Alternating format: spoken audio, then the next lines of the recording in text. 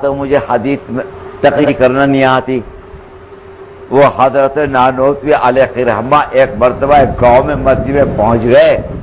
تو مجھے حدیث میں تقریر کرنا نہیں آتی.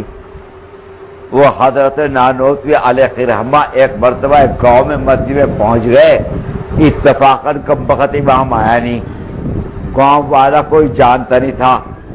نماز کا وقت ہو گیا تو گاؤں والوں نے حضرت کے چہرے موڑے کو دیکھ کے کہا کہ چل نماز پڑھا دے. نماز حضرت نے کہا کہ مجھے نماز پڑھانے نہیں آتی. میرا بندہ کیوں اپنے آپ کو حضرت کو زبردستی مسلح پہ کھڑا کر دیا.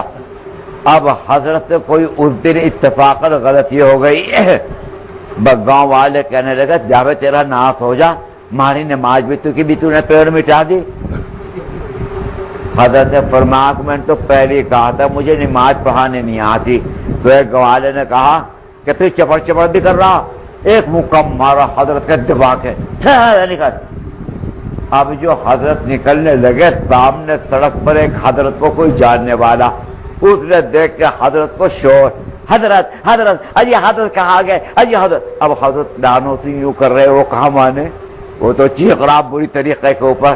تو باہر نکل کے کہنے لگے کون حضرت ہے تھوڑا. انہوں نے کہا کہ تم نہیں جانتے.